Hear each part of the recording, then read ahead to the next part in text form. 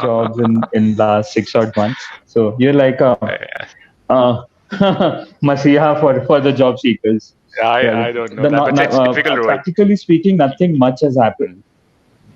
Yeah, yeah, please. I mean, these are unprecedented times. We've been speaking with a lot of placement heads, placement officers, people who landed their jobs.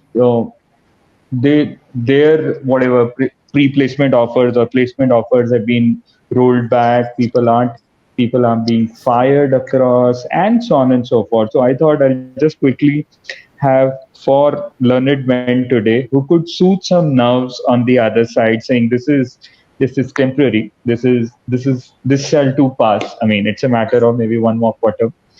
So that's the kind of uh, positivity today we look out from you, all of you, from the panel. So let's start. We've gone live. Hi everyone. We are today discussing the most important topic, perhaps of your careers. I mean, perhaps for your life, perhaps for of what you've been thinking in last 6 months.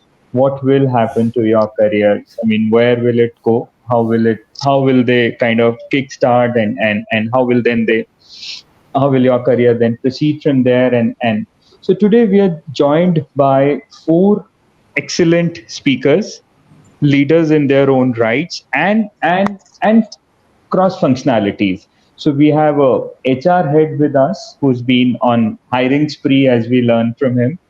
We have a CTO with us who would maybe shed a light on what kind of talent that he looks at when he hires in a post COVID world, which should happen maybe sooner than later. We have Daya sir, who has been training people on and upskilling them so that they can land up jobs and they can land up projects. And we have Thomas Ibrahim, who's part of HR community and is working on a lot of technology solutions around HR community. So, so now again, could do a quick introduction because we've gone live. Everything else was like, yeah. So like a 60-second introduction of each one of you. I could read that, but it would be nice to hear from the horse's mouth directly. So we start with Thomas sir to begin with. Yeah, hi friends. My name is Thomas Abraham. I've spent about 30 years in corporate life. My last role was CEO of a company called Walters Clover. I ran their tax and accounting business in India, and just prior, and that was for about 5 years. And before that, I was the CEO of a software company, UK-based software company called Sage Software. So I ran their operations for about 5 years as well. Over the last 4.5 years, I have transformed myself to really work in the startup ecosystem, and today I work with a whole bunch of B2B SaaS companies, helping them with their business strategy, go-to-market, alliances, partnerships, and global expansion. Within B2B SaaS, I have gone a bit deep in HR tech, and I have a portfolio of about 6 HR tech companies that I work with. In fact, one of the companies in my portfolio was acquired by a global consulting firm in December, just before the pandemic, and another one just got into the Y Combinator program in July of this year. Apart from that, I also have a YouTube channel which is called Musings with Thomas Abraham, which focuses on business and strategy. And I am based in Delhi and very excited to be part of this show today. Thank you.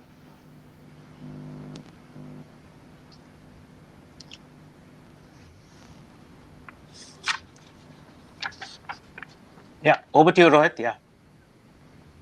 Maybe Rohit, you're on mute.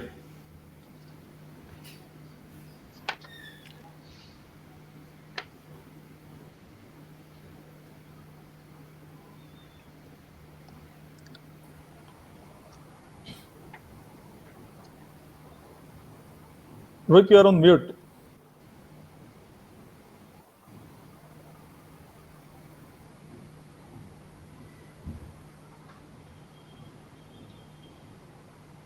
Yeah.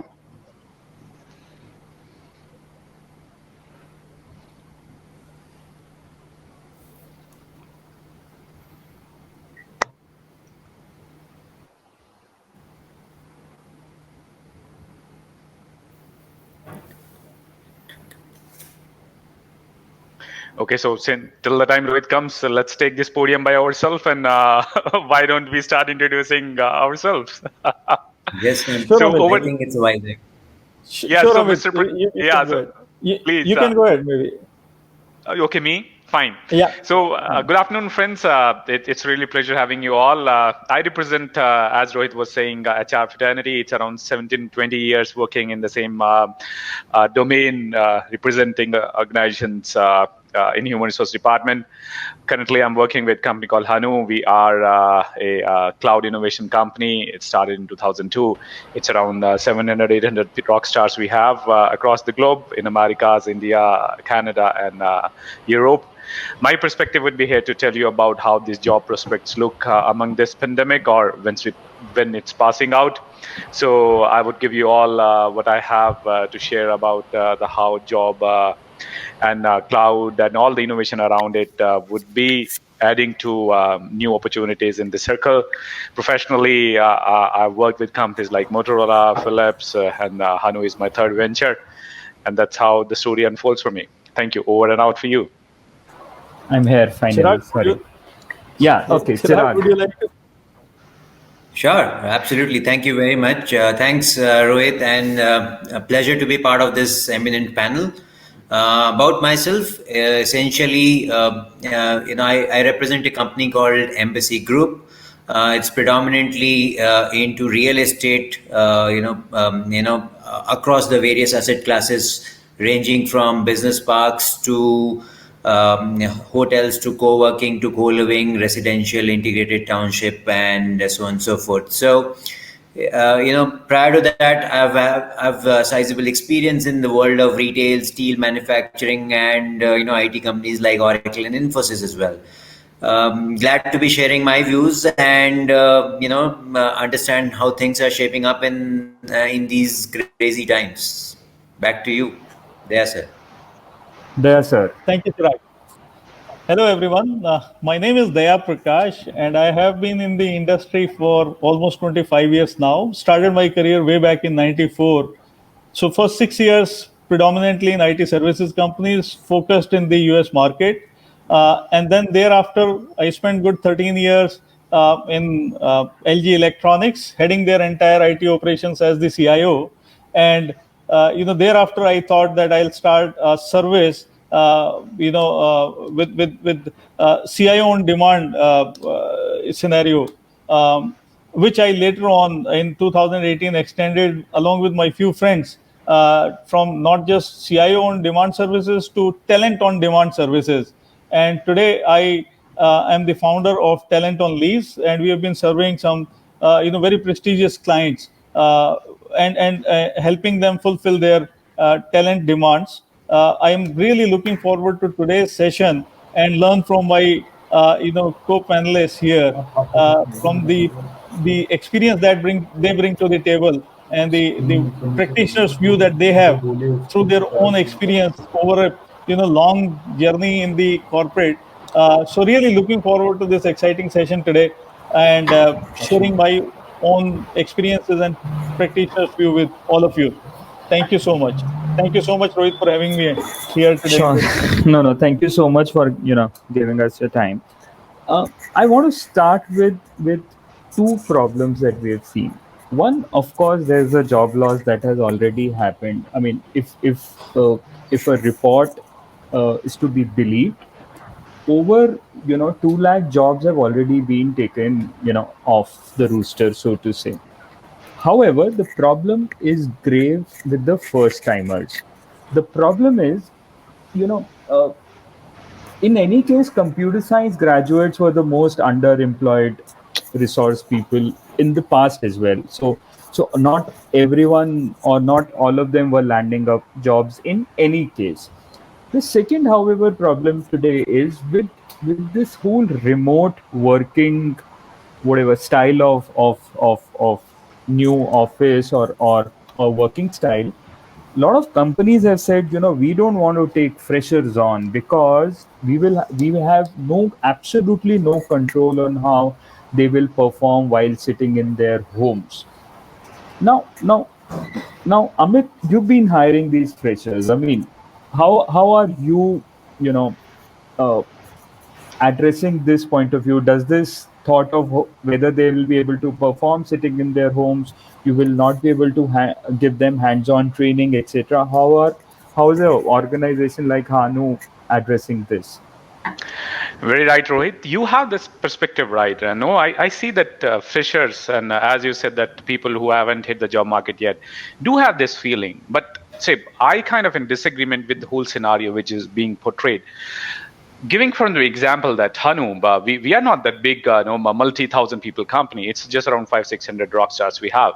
What we did is we believe and we start with a trust-based relationship, and it's all happened, in terms of work from home and giving your rock stars the ability to perform. That you give them all tools required. So yes, companies do have these apprehensions that they have no control about it, but we don't believe in controlling because it's about your achievement on the KRAs or OKRs assigned to you. So let's give an example. So we, from the early March on anyway, we were very flexible company. We did not have this culture before anyway that okay, you have to come in office all time, all days. No, it became that from the flexible hours we became flexible days company, and it's a lot back before even this corona was. And during the corona it became work from anywhere company. So and we kept on adding those fresh talent from the campuses. How it worked for us, there's a program we run called Hanu Azure Academy, and it's very essential that when any fresher is coming on, he or she should know what kind of responsibility he should be sharing it. Earlier when office were on and people were coming, there were more culture of collaboration, peer understanding. With the work from home, that went away. But then how did you cope with that? So what we did is, instead of just in-premises collaboration platform, we made it a virtual platform where all the refresh recruits do not feel that they are not learning anything. There were small groups formed, the teams were formed, and it's all about working in a team anyways. So for us, the rock stars who joined us, we feel there was no lack of collaboration. Second, there was no lack of productivity. In fact, they became more productive because they were into the impression that if they are not coming to office, they are not learning anything. So what in turn it came that they were putting more efforts in self-learning modules. So that's how it happened. And we as a company collaborated and given them more tools and platforms where they could use it. Journey from side of Hanu is that we never stopped. We saw that this is only momentary because world is not dying any today. It's not like Corona came and pandemic came and everybody stopped breathing just suddenly. No, it just slowed down the movements bit. And we, unlike other companies, we honored our commitments to have even the rock stars who were offered in from the previous batch. We reached out to all campuses with which we have relationship that, hey, if you have people who were honored or who were given job offers by all biggies last year, and by any so reason they are not able to join or withdraw the offer, give them to us. And campuses were really happy to listen that, and we had kind of around 50-60 students from very prominent universities who were placed by campuses in these biggies came to us because they wanted to start, and we also helped them to get it. And we are blessed that we did it because those the people who came from the last batches had already the learning curve which was higher than new campuses which we are graduating in 2021. So it's all about your mindset as a company, and we believe that this fresh blood is very, very important. Technology is very rapid, but you must have all heard that it's a 1 year guy in technology can easily beat around 5 years experience in terms of skilling and the learning curve. And that is true because these minds are so sharp and creative that, okay, I tell you why.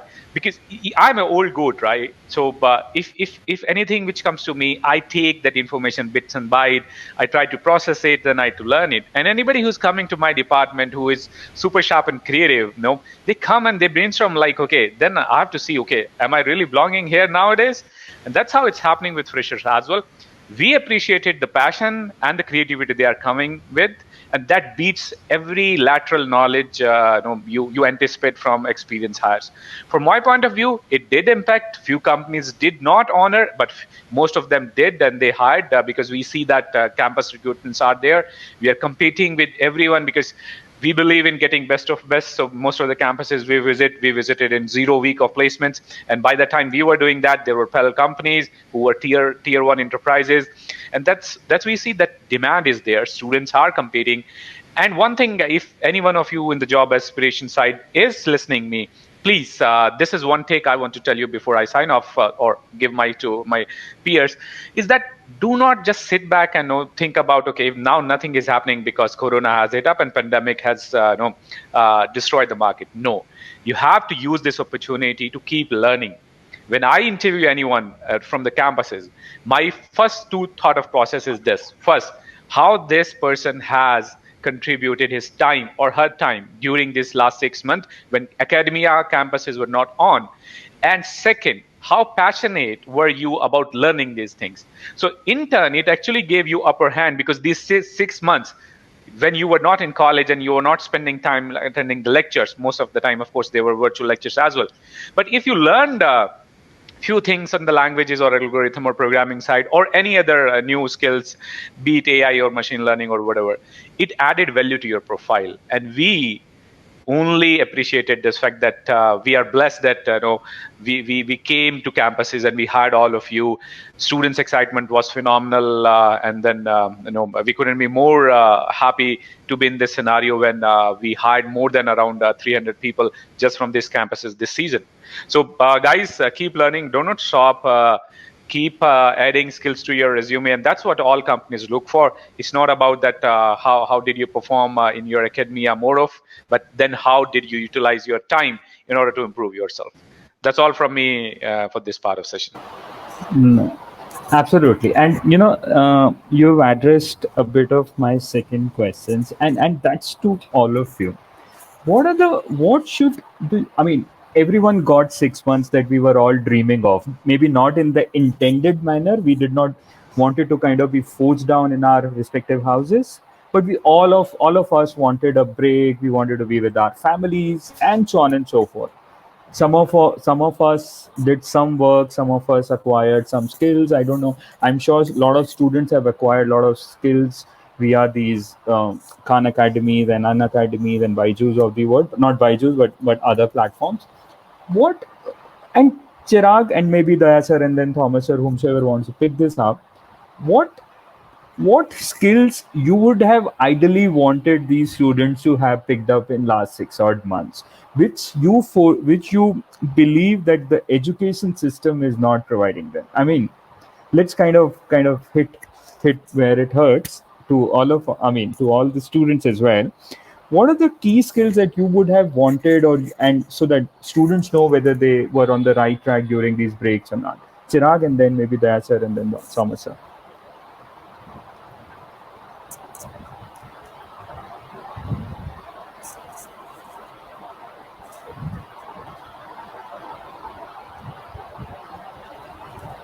I think he's disconnected. Or there, sir, would you want to start first until the time Chirag Sure. comes? Yeah. Sure, Rohit. Yeah. Sure, Rohit. Yeah, I could do that. I could do that. So I think, Rohit,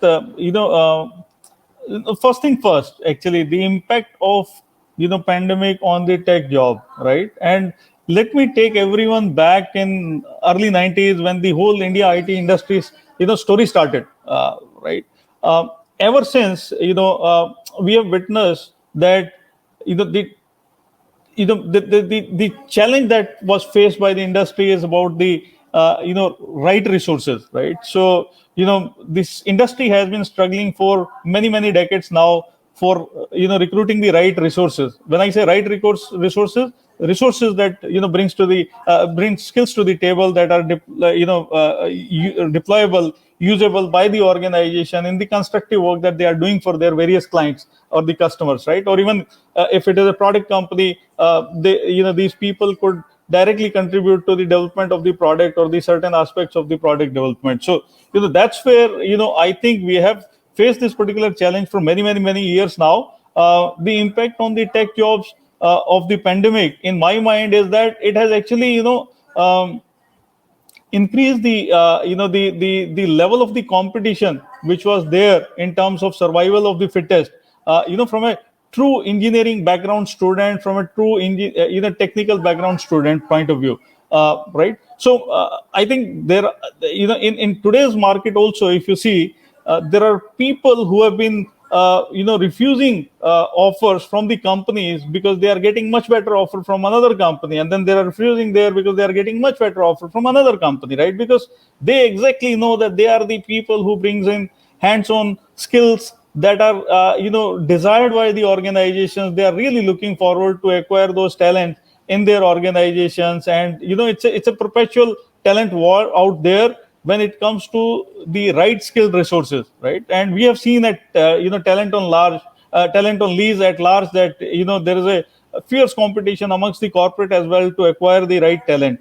So that's the story, right? So on one side, so people who are who are graduated, who've done the BTech, and when we do the assessments for our various customers that we work with, and we figure it out that they have scored maybe 60%, 70% in the assessments, and when they are made to sit on the coding test, Rohit, at times we are like surprised to see that the coding skills are absolutely zero, maybe 10%, 20%, right? I mean, such a pathetic low scoring out there, which means in the industry, in the academia world today, students who are there, they are focusing more on the the theoretical aspect of acquiring knowledge, rather than spending time on dirting their hands on the coding or on the skills that are really going to make them employable.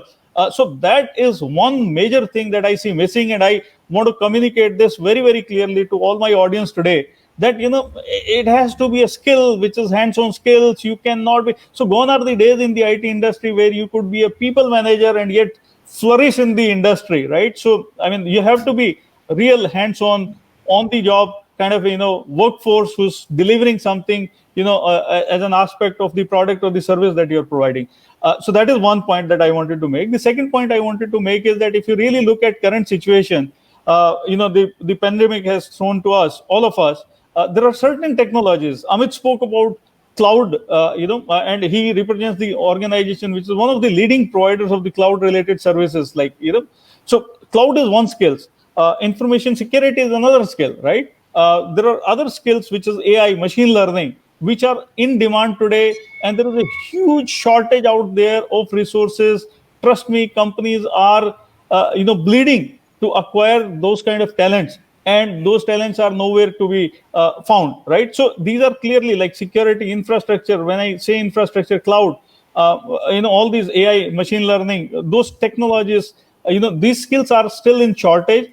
There is a huge opportunities for people out there who are the students who are passing out to acquire some good hands-on skills on these areas and become employable very quickly, and be the the people who are in demand, right? So that is the second point that I wanted to make here. So these are like two things that I want to clearly communicate.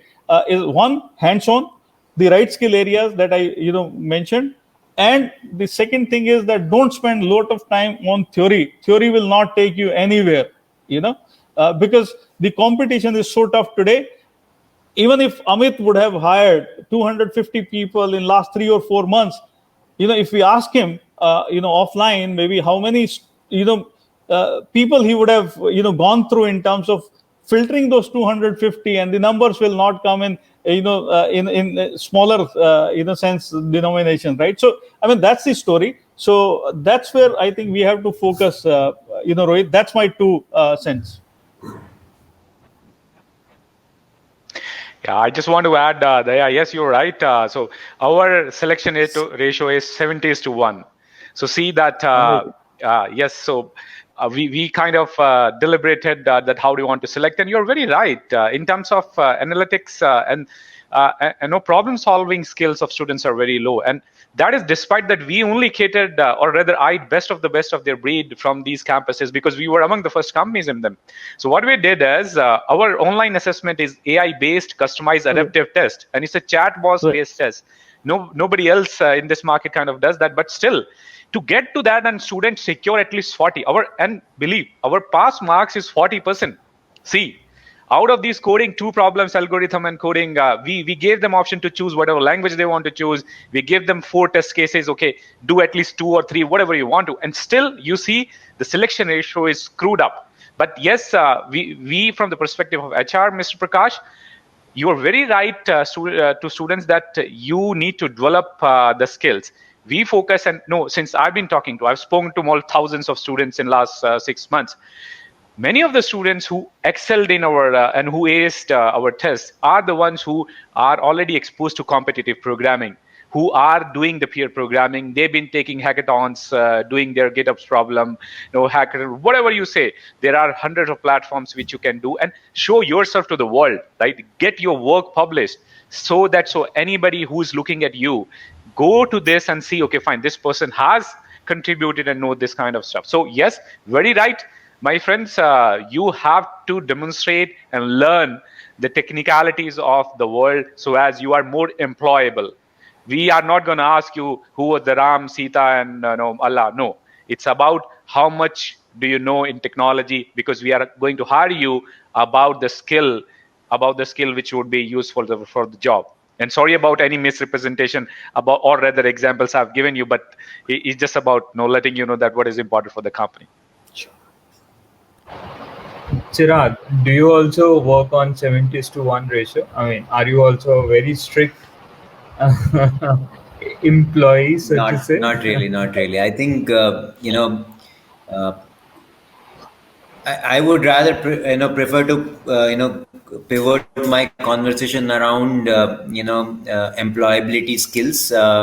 It varies. It depends on the kind of profile being shortlisted by our HR friends. But essentially, what I see is, normally, I mean, in any conversation, I don't normally like to pivot my conversation in and around COVID. Just step back. Even if you go back January 2020, media was going gaga about GDP slowing down, contraction, this, that. We were going through the same same stuff. What we are going through now. Only thing is the liver liver, or the reason why it is we were talking about the GDP growth rate has changed from inertia of Indian politician to COVID. But having said that, I think to put a perspective, like essentially, India is as such going through a disruption. That's a fact of life. We can't run away from that.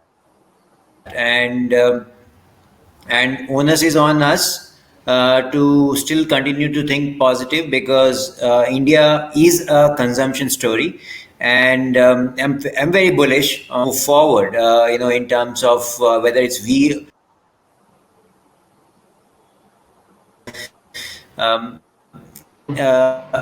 but I think what COVID has done. I mean, as I was saying, what COVID eventually has done is that it has accelerated these trends which were already there on writing was there on the wall. Whether you talk about we used to say retail apocalypse, right? That was pretty much there, and e-commerce was picking up.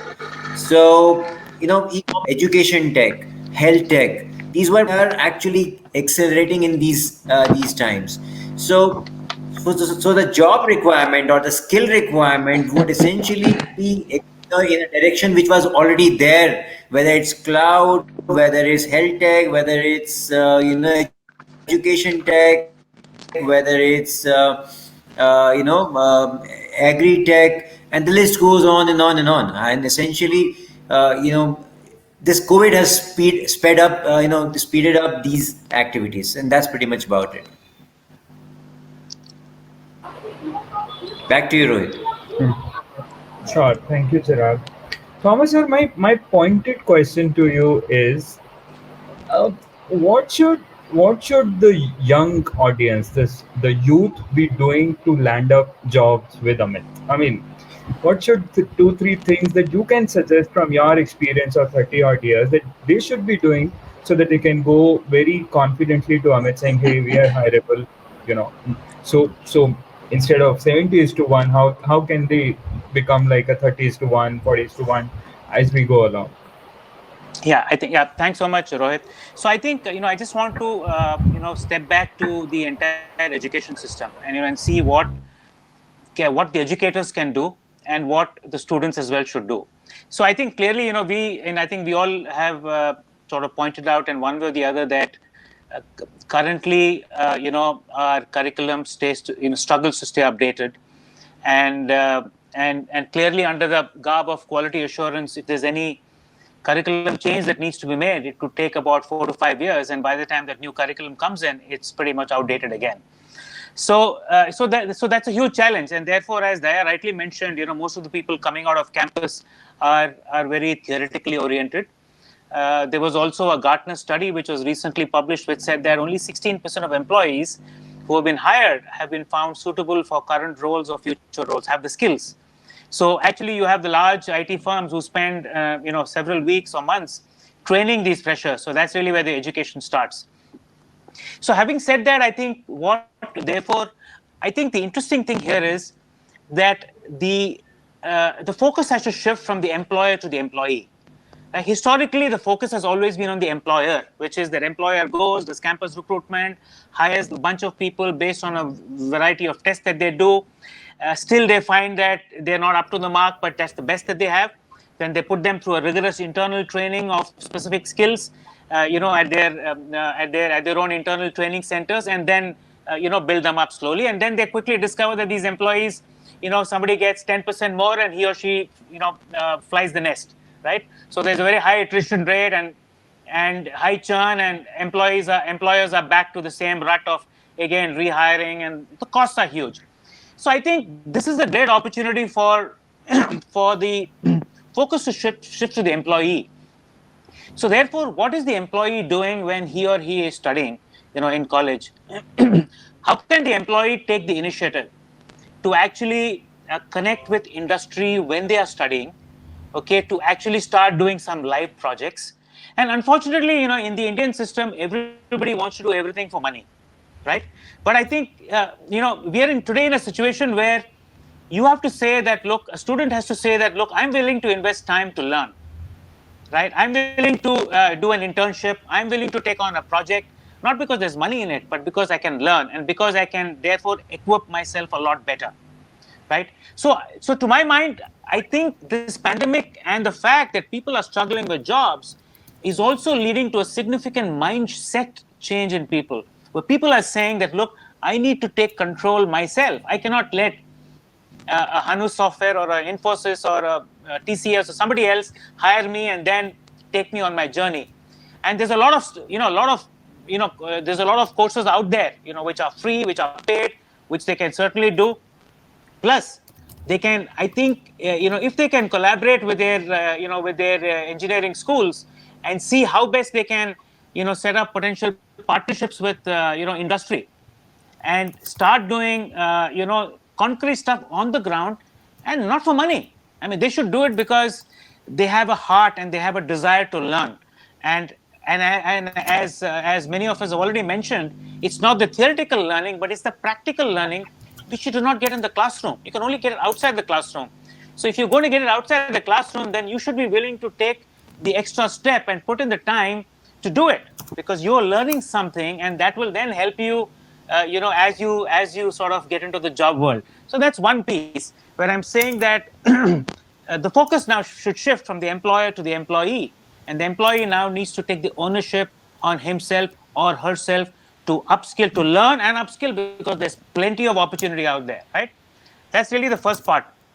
The second part I want to touch upon is that, what's also really missing in the Indian ecosystem more than any other ecosystem is the total absence of soft skills. And and this is something, sadly, even in programs that the NASSCOM is running called the Future Skills Program and so on, there is so much focus on hard skills and there is no focus on soft skills. And there are so many examples that I give. And I've had live cases in my own ex-organization where we ran a CRM business, and we were subsidiary of a global firm, and we wanted to do some outsourced work, some for our parent company, and we discovered that we had a very good team. They were very skilled, they had the knowledge, their hard skills were perfect, but the soft skills were very poor. And because the soft skills were very poor, converting a problem statement into a requirement and therefore a solution became a very complex thing. There was too much of toing and froing. And this is the feedback that I get from a lot of people that I talk to in the US and in Europe. And they say that, look, India has great talent. Okay, we believe it. But unfortunately, it's not there are some challenges. I mean, the talent is not reliable because, you don't see the same person very often through the project. We find it very difficult to explain, things. They don't sometimes get it.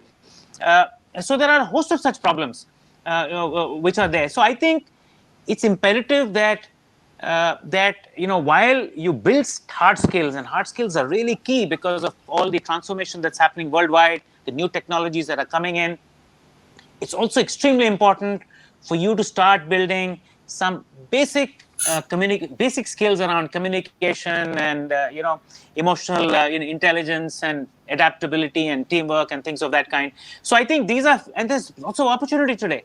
It's not that there's no opportunity. So I think it's, but again, I will park the ownership. It's an ownership issue, and the ownership now has to lie with the student or the employee. It cannot get constantly parked with the employer, and that's the fundamental shift that the fundamental change that I'd like to talk about, which is like in an organization today, because of remote working, work from home, and so on, the ownership and the responsibility has to shift from the employer to the employee, because he or she is not going to be measured on number of hours they put in, but on their output and their productivity, right? So, I mean, there's a shift of thinking, there's a shift of mindset. Leadership needs to change the way they think, and likewise, employees, students need to fundamentally change the way they actually think. Yeah, those are my couple of points. Thank you. Yep, over to you. My sure. Yes, sir. My second question, I mean, not the and Amit can address it to begin with, and then everyone else should chip in. Is genuinely more value being given to the skills, or this is only being said in events, so to say? Are you genuinely now happy to look at people who are not from IITs and triple ITs, from Amities or from Amities, but people who are from smaller towns, smaller colleges, yet they have skills which can be used by folks like you, and then they can be cultivated into better resources as we go along? Is there a genuine value being given to the skills which students should acquire in their education journey? Okay, right, very right. Even I wanted to speak to on this myself, and wanted to address this. So there are a couple of aspects to it. I tell you. So we as a company, we don't never discriminate between campuses to campus. Our standard package is there, even if you are from the IIT or from interior college of XYZ. So what happens is, and that is one of my observation, there are always number of students who are brightest among the lot, irrespective, right?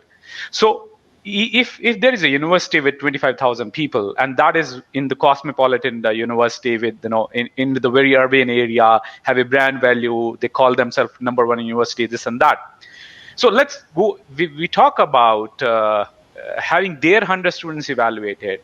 We end up hiring more in terms of final selections. When we go to interior hinterlands college through a campus, let's say joint campus, because we do want to give that opportunity to students, we do hire, but yes, number of students which got hired are less. And it's again, as Thomas said, it's about the match of hard and soft skills. And it's very, very correct that whatever, like how strong candidate in terms of technical knowledge you are, if you're not able to communicate, if you're not able to understand, you're of no value. Because for us, you to teach English or any other language which is preferred by clients, it will take us years. And we cannot just spend that of money. Unfortunately, the reality of this world, even we hired them, and panelists and Thomas correctly touched upon it, that we have to spend time, our resources, money, to cross train them and to first train them. As I mentioned before, Hanu Azure Academy is one program which goes with 30 days of rigorous training post they are hired, and they are on the payroll from the one day, right? So let's see, 30 days of training, classroom training, then 3 months of incubation, and that means 4 months you spend, and then after a year, let's say in few months, when these new hires gets a wing, they fly away. Because we don't believe in, as other companies do, we don't sign any single agreement that you have to stay XYZ days. No. But then when you say about the value, how it comes, we do say yes. For our intention is to actually say that even whatever college are you from, we believe that if you have worked on yourself, there are things which we can make you learn, and there are things which we cannot. So our focus is that your basic core skills in terms of your personality, in terms of your passion, and we have five few qualities, like, as that you have to be a good team player, you have a good problem solving skills, you have to be a more passion and more motivated and no collaborator. And then about the value system we have in Hanu, these are the core skills which we don't want to teach you. That should be inherited when we are talking to you. Rest in the technology side, we see, okay, that this is a minimum bar we set for ourselves. So if you don't know the logic about writing an algorithm, man, you have to pardon us, because that's where we don't want to go and spend around 4 years teaching you that. And that's where the campus comes. Academia is very important. We have collaborated. And the problem is, because why Hanu, company size of us, who is not even 1,000 people as in today, want to spend this much of money and resources training the people and going to campus and hunting talent? First, the problem is the talent we are looking is so unique that it's not in the market. And the people who do have skill have their expectation touching the rocket. So let's say, just an example from the hypothetical terms is, 1 year guy, if we start looking for, let's say, a core cloud computing platform PaaS services, would demand you 15 lakhs. It's crazy, because whole Indian IT industry works on the cost arbitrage and labor arbitrage principle. And that's what, if you started asking dollars on that, that doesn't work. So companies like us have to spend on the talent. And when we are spending the talent, it becomes so cumbersome for us to manage the talent, to train the talent and all. And on top of it, you have to continuously nurture them, spend on them and all that. And whereas the focus, from you being running a company and innovation, the focus of leaders like us becomes, okay, how do you want to hire? How do you want to train? How do you want to retain? And that's seriously, I don't want to do that. Reason, it takes your whole energy away. Just an example, from the last 6 months, all I'm doing is visiting all the campuses, hiring in different universities. So we have 20 recruitment team people, along with multiple agencies working with us. Anything and everything we are doing to attract the talent. Do we want to do that? No. But we are forced to do that, because the talent which are available is either not employable to the extent we want to be, or secondly, but there are not enough companies or academia who wants to invest in this. Last, before I sign off on this, I want to tell, yes, there are solutions that, yes, companies do run center of excellence as we do, because we were fed up with the system. We collaborated with 2 major universities in India and 1 in North America, that we started Hanu Center of Excellence with them. From the very starting, the students are involved. Each year, they take 100 students in that center of excellence, and we are given first right of rejection. Right, so these students are given the academia and the curriculum we suggested as their optional subjects.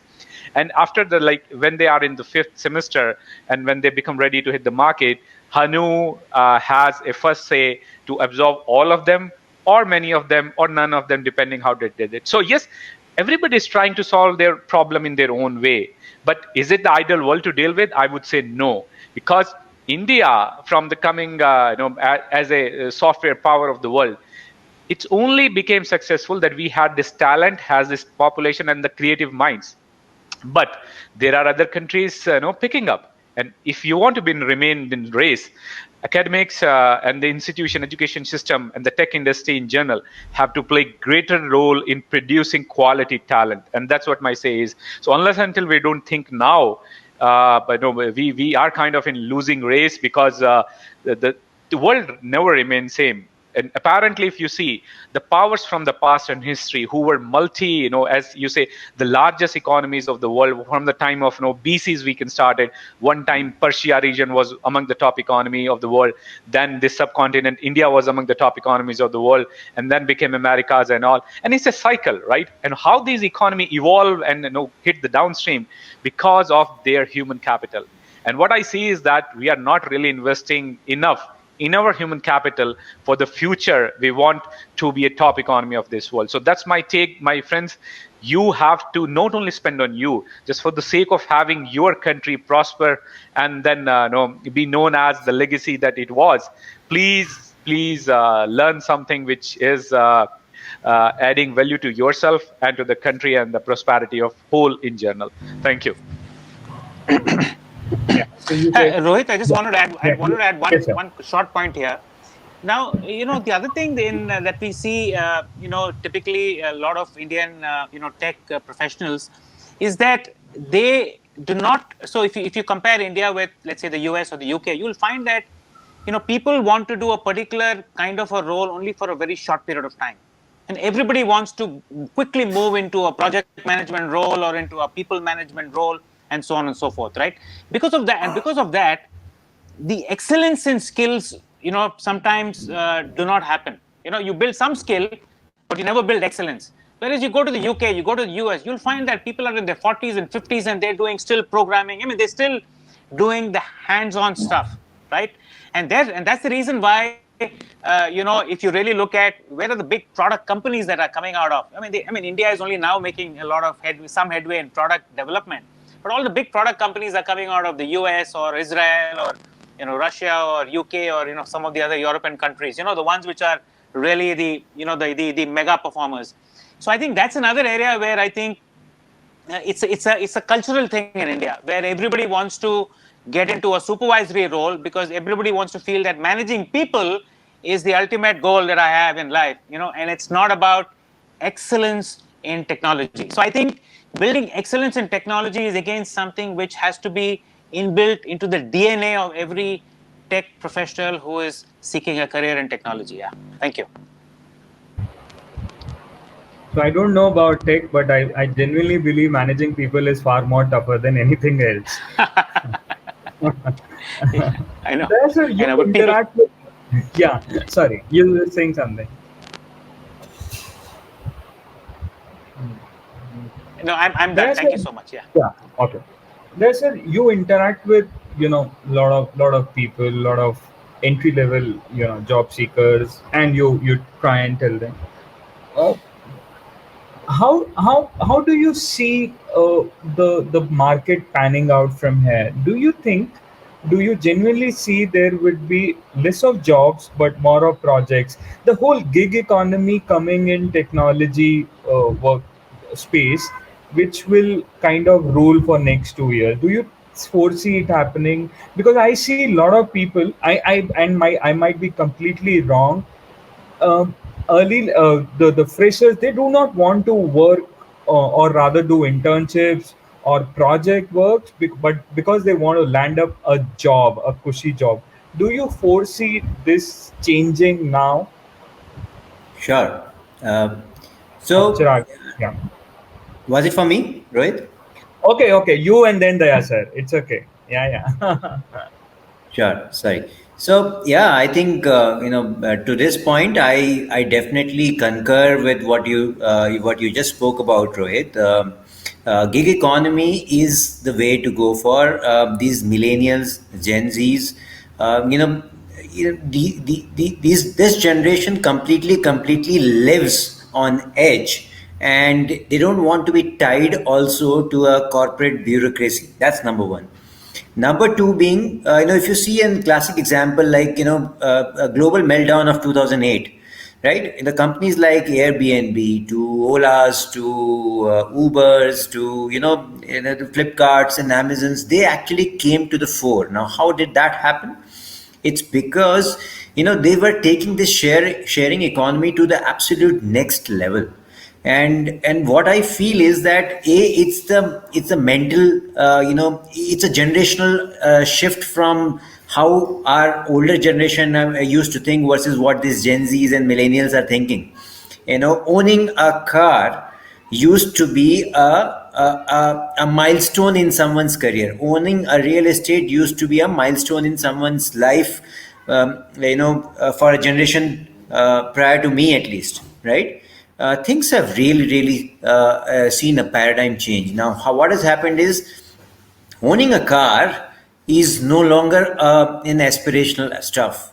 People feel that it's better to go for an Uber and Ola and still have fun with life, and they don't want to spend money. They don't want to be boiled down to be one car. They can change the cars, they can change the colors, they can have chauffeur driven cars. All of that is possible by spending probably 1/100th of what they would have done, if they were to own that stuff. And the same logic absolutely aligns well with the gig economy for the tech workers. As an employer, I do not want to hire someone who I cannot retain, who I cannot give a growth path, right? I while I hire someone in, as an example, I probably hire someone in Python, and 3 years down the line, the Python would not be no longer be Python, and something else will come over, and this guy has to be reskilled, retrained, and it's a start from scratch essentially, right?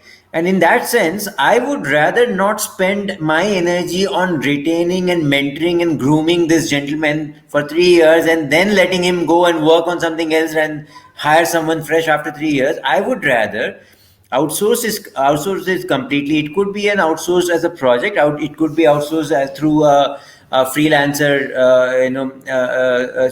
options. But it just works like a magic. It works like a charm, and I feel that it is a win-win ecosystem wherein even employers like us, we save a lot of time, money, bandwidth, and B, it actually adds a layer of freedom to these new generational workers who feel that they do not want to be tied. They want to be free. They want to work for a month and take 3 months break.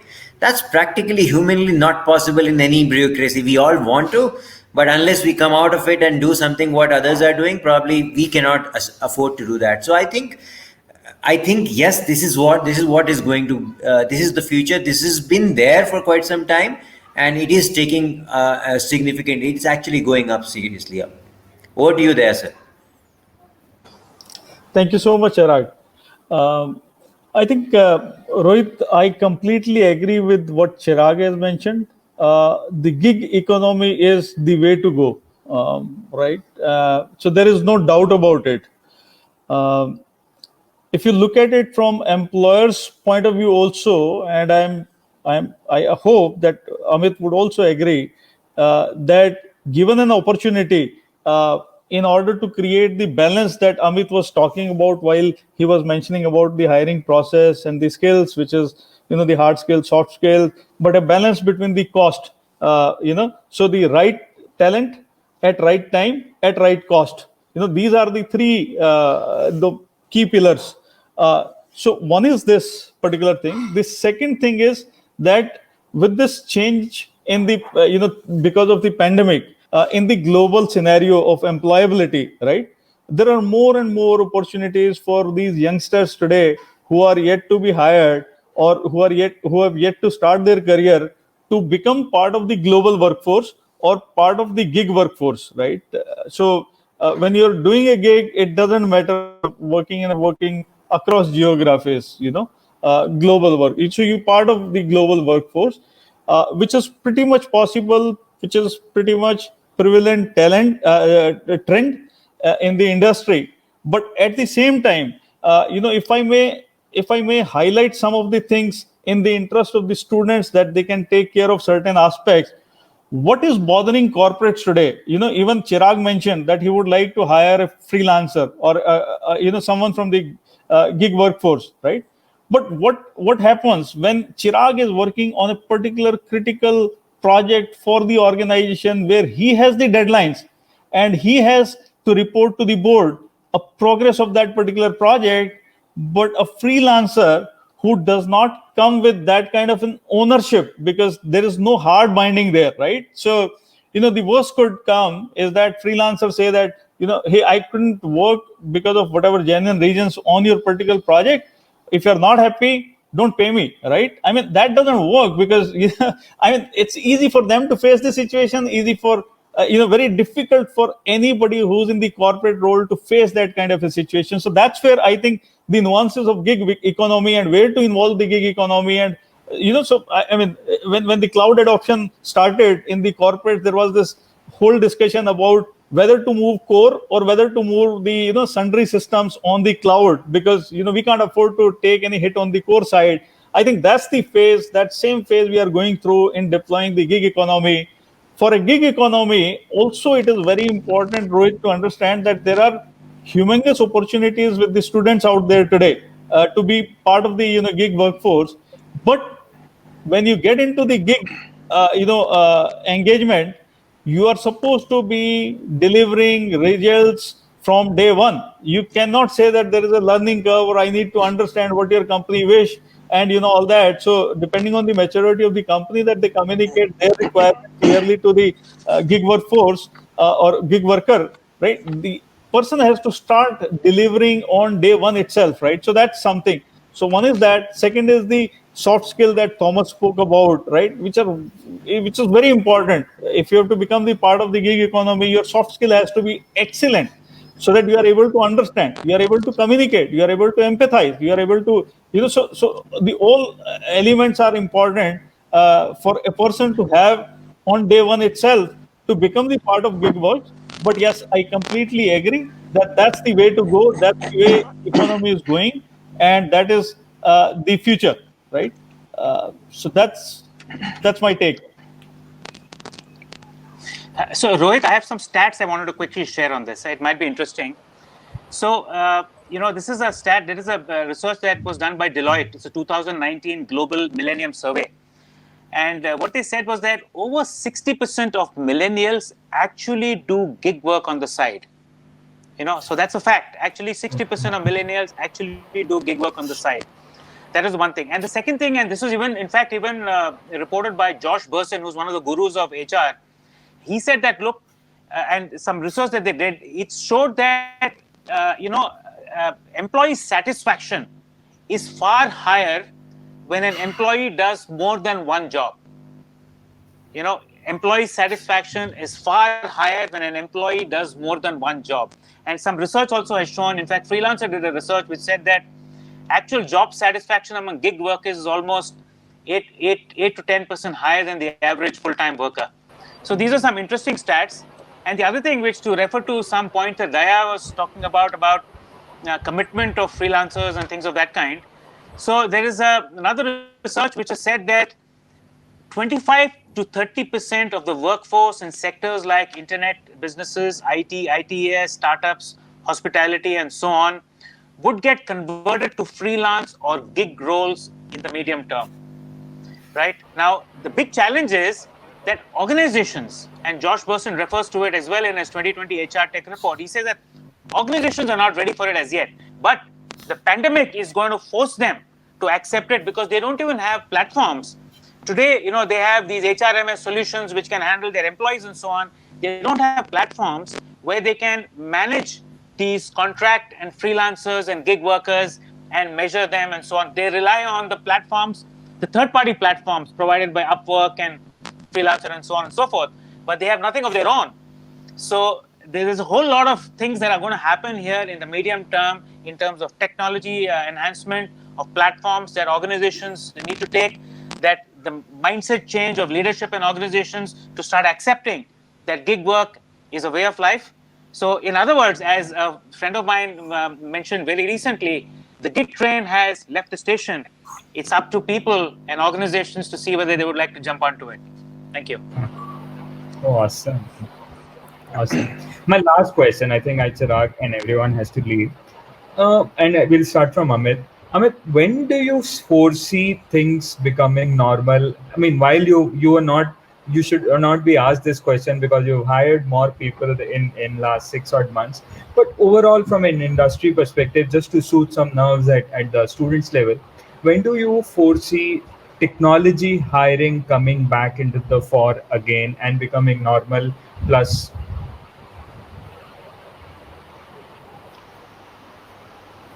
Rohit, yes, very relevant. To point to that, I see that I've been following some reports, and there were studies coming in by Gallup, Deloitte, and all that. The impact on hiring, Rohit, is not as such severe as we see. The companies who had projected the monk force is just down to line 10%, 20%, and max when they projected it. So, in my point of view, I see the normal never gone. It's just about that we kind of you see the curves when you hit upwards like the alternating current waves. It's just about the same thing. You now at the bottom part of it. It's just about taking the V-shaped curve and coming to this. It's as I said that through the regular framework of mind, when you say okay fine, let's go higher, would be another 2 quarters of story when things would be aligned to the same work flow in terms of quantum of new jobs coming into market and then closures coming in. But what I see is that the work is still on and the sentiments are just kind of little down, and that would take another 2 quarters before everybody would not remember this, that this time came, and then things would be normal. So we have projected as a company to be in again cross run or in premises office solutions by the March April 2021, where we would have workforce coming to collaborate in premises solutions and all that. It's just about about 2 more quarters where we see things to be pretty much very normal as they were by March 20 and time around that. so 2 quarters. Chirag? Yeah, so I concur with what Amit was saying. Essentially, different industries would have a different curve. I mean, I won't say that it's flat V X U K. I mean, God knows. I mean, I was telling all these letters, but every industry would behave and respond and react, or go back to some sort of normalcy in different time period and then a different curve, right? So let's talk about aviation to hospitality. They probably are the worst impacted. Tourism probably would be the third one. But imagine if you talk about industries like education tech, very very strong now. I mean, fintech, it's again very big now. Health tech, again very big. So as I was trying to tell, I mean, in the beginning of my conversation, that what has happened is that COVID-19 has done is it has accelerated the trends that were inevitable any which ways. E-commerce will go up, brick and mortar retail may come down significantly, and that was happening even before. We were talking about all of those trends earlier, irrespective of COVID. And tech is the ability of the tech is to harness this, or translate the business outcomes, and business outcomes are not, and tech is just an enabler. So I personally feel, to answer in a pinpoint manner, I don't think anything is left behind. There are companies like real estate. I mean, real estate, as a matter of fact, it is traditionally, it has been observed that the tech adoption is just above agriculture. Now, even in real estate, we are an industry is adapting to tech seriously because there's no other alternative to survive in this industry. So it has become a hygiene factor. It's not an either or option anymore. It has to be done. So tech would become an enabler, and innovation, as we normally say, innovation, unlike real estate, which is only location dependent, this is completely location independent, and it's a matter of time. I think it's like leave behind the 3 months and 2 lakh job losses which you have quoted, Rohit. I personally feel, just leave behind those 3 months. Our numbers will be significantly different than what we saw 3 months back and what we are going to see in 3 months from now. I'm just not talking about economy moving back to normalcy, but I'm talking about tech jobs. It will come back quickly, and it is pretty much back rather. So 2 quarters. Amit, Chirag says maybe 3 months, 1 quarter. Thomas, sir? Yeah, so I just wanted to, I was actually listening to a very interesting interview of Rajesh Gopinath, CEO of TCS recently, on CNBC, and And interestingly, he said that there's a lot of action right now happening in UK and in the US and in Europe, because the Indian revival of our economy, of tech jobs, for example, is all linked to revival of economies in the US and Europe and so on. Not so much the Indian economy per se, because most of the jobs are from overseas, to some extent from India. And so just to give you some information, their deal pipeline today is 1.5x of what it was at pre-COVID levels. And this is something which I've also spoken to a couple of other very senior CXO profile in a couple of the other tier 1 and tier 2 IT services, Indian IT services companies, guys based out of the US. And they've all said that the deal pipelines are extremely strong. And there's a lot of opportunity that they're seeing in markets like Europe and so on. So Rajesh did mention that I think they have made some 40,000 offers in the last quarter. They have already onboarded 10,000 of them, and their next year recruitment cycle is already starting in October. So and that's one. So it's not just linked to the top tier companies, but even the mid cap companies. And the classic case is Happiest Minds. They've had a fantastic IPO, right? Despite being a mid cap. So there's a lot of positive sentiment around these companies, and they're all starting to show signs of recovery. So yes, on the ground, it is going to be something like about 2 quarters before we're going to see some significant action.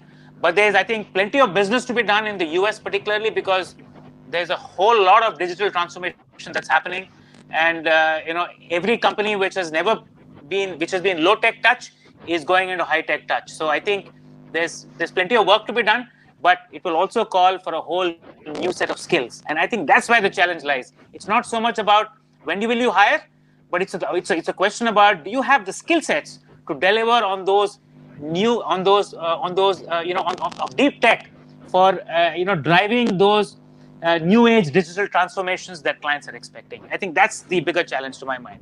Thank you. Daya sir? Yeah, Last Rohit. word. Yeah, right. So I think, based on our experience at Talent on Lease, I can clearly say here that, people don't have to worry about the hiring cycle or, hiring curve, when it is going to come back or not. Because trust me, at Talent on Lease, we are facing challenge of availability of the resources, quality resources, right? There is, lots of opportunities out there in the industry today. As I said in the beginning also, that you have to be part of, the digital transformation journey or the innovation journey of the organization today, or the business continuity plan.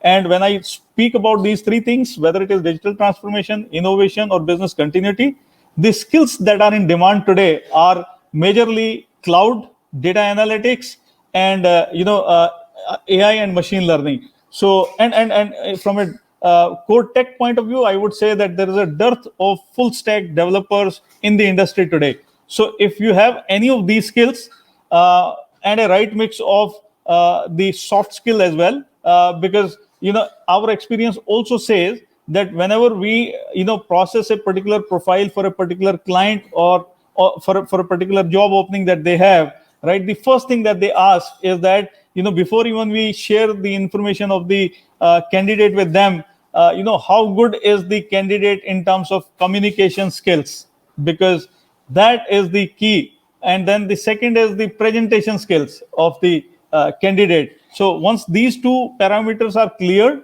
then only they look at the technical skills. And in technical skills, we see that our challenge, at least at Talent on Lease, working with various prestigious clients, is that we have not been able to hire for them because of the lack of the quality of the resources. So if you think that you have the right quality, you have the hands-on skills on these technologies that I spoke about, feel free to reach out to us. Actually, there are many people out there who are looking for right candidates, right?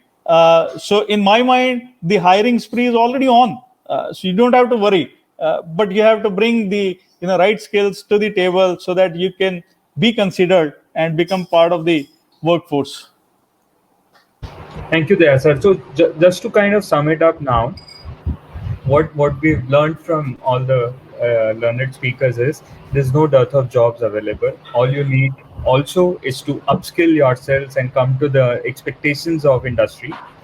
Work on your softer skills while you are working hard on your technology skills, and everything is not lost. Just hang in there for 3 more months, and you will have your respective jobs in your hands. Thank you so much. Thank you for you giving your time today to all of you. Thank you for giving us time on a Saturday morning. We look forward to interacting with you, on regular basis from here on. Thank you so much. Yeah. Thank you, Thank you everyone. so Take much, care. Thank Rohit. you. Thank you, Thank you, Amit. everyone. Thank you. Thank Thanks. you. Thank you, Thanks for Thomas. catching up, Amit. Thanks. Great, Bye-bye. great interacting with you. Bye. Take care. Yeah. Bye-bye. Bye. Bye. Good day. Bye. Thanks.